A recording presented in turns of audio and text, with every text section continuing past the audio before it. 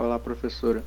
É, eu sou o Arthur e, junto com o Guilherme, a gente vai apresentar o trabalho 4 que fala sobre ondas estacionárias em meios não dispersivos e dispersivos.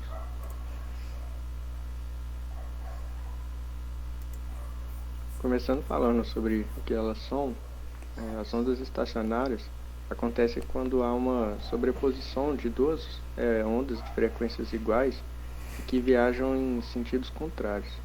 Elas são muito encontradas em instrumentos de corda e sopro, porque esses instrumentos possuem barreiras que proporcionam a reflexão das ondas que trafegam por ali.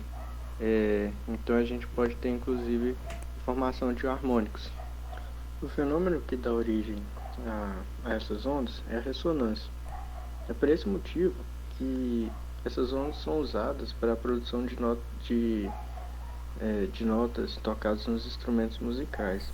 Essa é a aplicação mais prática que a gente tem no nosso dia a dia. E também, como quaisquer outra onda, essa também possui amplitude, comprimento de onda, frequência e velocidade também. Nesse slide a gente vai falar justamente sobre esses harmônicos. A primeira equação que a gente tem vai trazer uma relação entre o comprimento da corda e o comprimento de onda. Na equação 2 a gente também tem uma relação entre a frequência, a velocidade e o comprimento da corda, juntamente com o número de harmônico. Na figura direita a gente pode ver um exemplo de vários números de harmônicos diferentes, do 1 ao 5. Então a gente percebe que a gente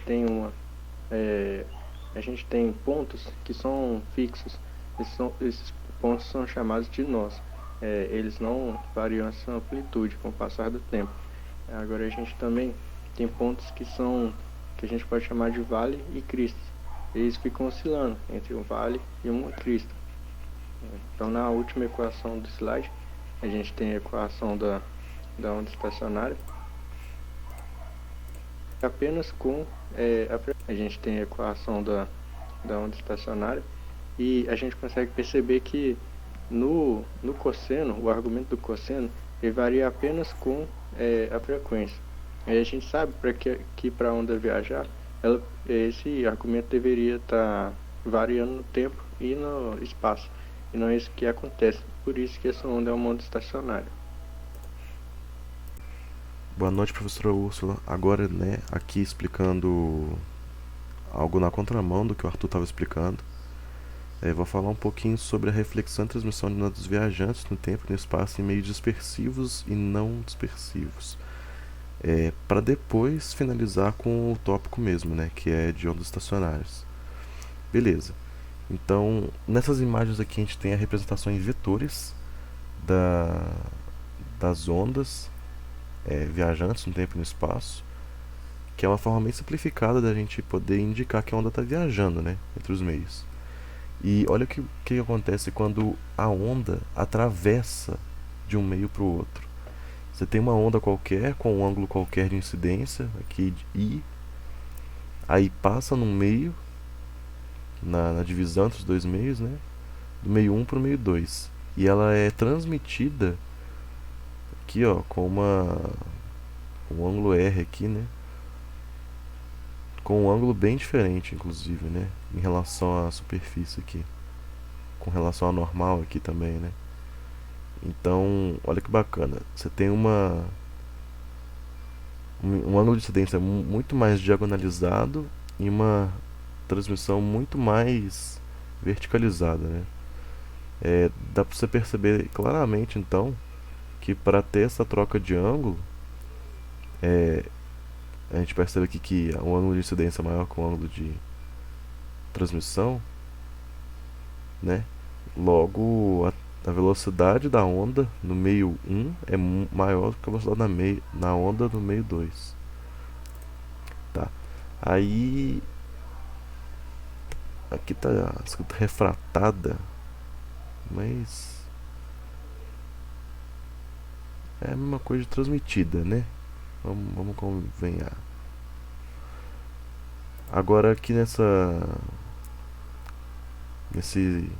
imagem de baixo, A gente vai conseguir ver também o tal do ângulo limite. O ângulo limite é o tal onde ocorre a reflexão total sem transmissão. Beleza, então é um ângulo tal que não há mais a transmissão e há a reflexão total dessa onda. Uma parte é perdida aqui, né, no meio, pá, na interface dos dois meios. E beleza. Esse caso aqui está representando um caso onde o ângulo de incidência com certeza é menor do que o ângulo de transmissão, né? Que não tem transmissão. E que a velocidade no meio 1 é menor do que a velocidade no meio 2. Beleza. Aí, vamos lá. Tem umas fórmulas que explicam como que isso funciona. Essa aqui é muito bacana, que é a lei de Snell. Aqui está só com dois termos, né? Que é o de incidência e o de transmissão. Mas tem ela com o ângulo de reflexão mais a perda do meio também, um monte de coisa. Que basicamente quer dizer assim, a onda que entra tem que ser igual a onda que sai, ou o somatório das ondas que saem, né? Aqui no caso está incidida e transmitida, mas poderia estar incidida igual a transmitida mais refletida, sabe? Bacana. A lei de Snell é muito bacana, né? Porque, né, a gente aprendeu na última aula que esse valor de seno aqui não varia de menos 1 a mais 1. Ele pode variar de menos infinito a mais infinito. Porque esse ângulo pode ter ângulos, né? É uma doideira grande lá, a gente aprendeu. E isso satisfaz a equação aqui. Tanto que explica até aquilo que a professora Úrsula disse na aula. Que é possível que tenha uma onda com amplitude SN1 aqui de 1, onde reflete 2 e transmite 1, né? Como que isso é possível? E essa lei de Snell aqui explica isso tendo esse ângulo como complexo. Aqui também tem as fórmulas dos coeficientes, né, dos índices de transmissão e reflexão, né, esse R e esse T, que é dado pela manipulação algébrica aqui das impedâncias dos meios, né. Aqui no caso é o meio 2 menos o meio 1 sobre o meio 2 mais o meio 1, né. E aqui é duas vezes a do meio 2 sobre a do meio 2 mais a do meio 1. A impedância, né, dos meios. Aí beleza, vamos prosseguir. Qual que é o problema causado pela reflexão de ondas viajantes no tempo e no espaço em meios dispersivos? Que é o nosso mundo real, né? Como é que funciona? Isso aqui é no mundo ideal. Aqui é no mundo real. Beleza. Então você tem uma onda que está viajando, bacaninha. Aí ela vem aqui e reflete. Na hora que ela reflete, ela vai transmitir um pedaço, vai refletir outro e vai perder um pedaço na interface entre os dois meios. Então, de cara, assim, só dela mudar de meio, ela vai ter que gastar energia, né, para poder fazer essa mudança. Então, de cara, quanto mais meios você tiver que percorrer, mais perdas você vai ter. Além de o próprio meio ser dispersivo, né? E vai poder atenuar o sinal conforme o tempo passa e a onda propaga no espaço, né? Beleza. E não apenas isso, mas essa mesma onda que está vindo aqui, ó, e está batendo na camada E, ela está vindo aqui num ângulo um pouco diferente e está sendo cruzada pela reflexão da mesma onda vindo de outra direção. Então, a mesma onda vem, bate na E e reflete. Aí a mesma onda vem aqui e é agredida pela sua própria reflexão. E isso deliberadamente atenua o sinal, sabe? E isso é um problema muito grande. Aí aqui eu coloquei um desenhozinho pra gente lembrar que se tiver em fase, se tiver a mesma amplitude e tiver em fase, você tem interferência construtiva, onde você vai ter na verdade um ganho de sinal, né? Só que isso aqui é o caso bacana da coisa. O problema é quando você tem a oposição de fase, igual aqui embaixo. Se você somar a senoide de cima com a senoide de baixo, por exemplo, com a mesma amplitude, você vai ter uma interferência destrutiva, que nem está aqui, e você não vai ter nada acontecendo. Vai ter um sinal nulo, inerte na saída, sabe? Então, esse é o problema. Continuando, agora citando em específico o problema causado por ondas estacionárias em ondas viajantes no tempo e no espaço. Quando a onda ela bate no meio, ela reflete e bate em outro meio.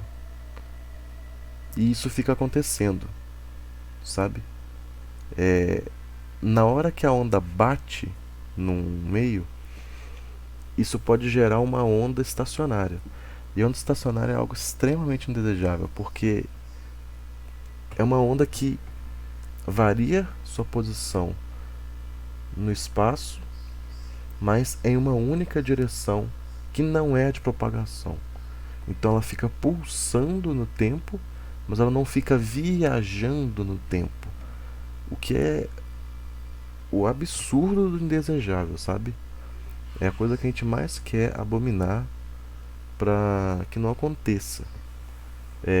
A gente consegue eliminar esses fenômenos de ondas estacionárias causadas por reflexão de ondas viajantes no tempo e no espaço com casamento de impedância, melhoramento das impedâncias dos meios e tudo mais. Aqui tem outra, só para explicar, né?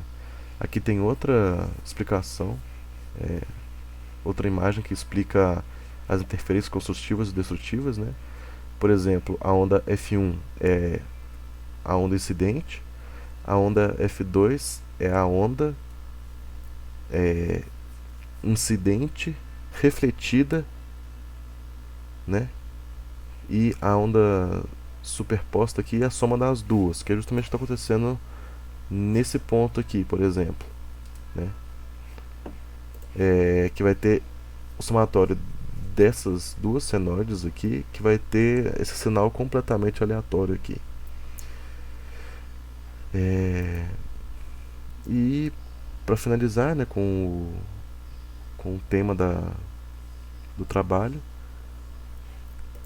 o problema dessas ondas imaginárias, antes fossem imaginárias, né, estacionárias, é justamente esse: é dissipar a energia das ondas que deveriam estar viajando no tempo. E é isso. Muitíssimo obrigado, professora.